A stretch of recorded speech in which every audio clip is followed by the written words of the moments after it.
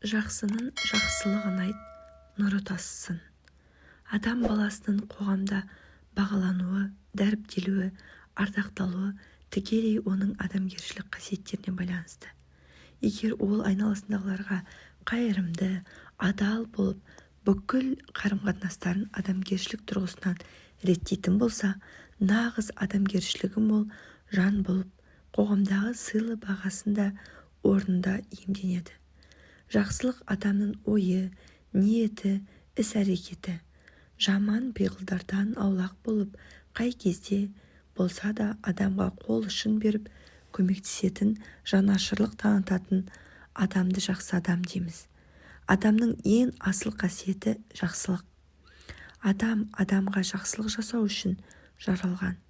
Жақсылық пен игілікті іс жасау үлкен адамгершіліктің белгісі. Басқа адамдарға көмектесіп жүрген көптеген абзал жандар бар. Жақсылық жасау әрбір адамның міндеті. Қазақта адам болып келген соң адам болып кету қиын деген осы жақсы сөз бар. Мен үшін қасиеттердің ең жақсы адамгершілік. Себебі жақсы қасиеттердің жиынтығы адамгершілік деп аталады. Жедесіз адамның жеде сыйлығынан, өзің сүймейтін адамның сені сүйемін деп айтқанынан қорық деген жақсы мәтел бар. Расымен де біреуді сүйіп, біреуге жақсылық жасамас бұрын өзімізді сыйлап, өзімізге жанашырлық, адамгершілік сынды қасиеттерді үйрете білуіміз керек. Адамгершілік дегеніміз не?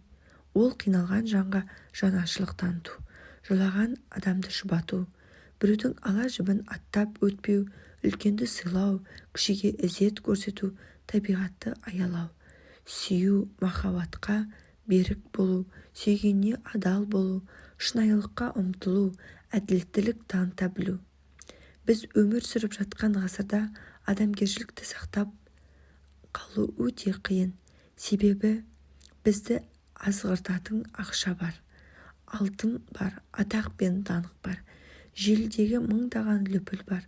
Осының барлығы біздің шынайы бет-бейнемізді көрсетіп, адамгершілік танытуымызға кедергі жасайды. Шындығында дана Абай атамыз үш-ақ нәрсе адамның қасиеті: ыстық қайрат, нұрлы ақыл, жылы жүрек деген сөзі. Сондай-ақ Хазірет Омардың имандылықтың үштен бірі ұялу, үштен бірі даналық, үштен бірі жомарттық деген ойы адам жақсының мінсіз келбеті. Адамға қойылатын басты талап асыл да ізгі адамгершілік қасиеттерді бойына сіңірген ұлағатты азамат болып шығу. Өйткені адам өзінің адамгершілігімен, қайырымдылығымен, адалдығымен және әділеттігімен ардақты. Халқымыз қайырымды, мейірімді жанды, адамгершілігі мол адам деп дәріптеген. Қайырымды, мейірімді жан өзгелерді басқа адамдардан ойлап, соларға қол ұшын беруші жан.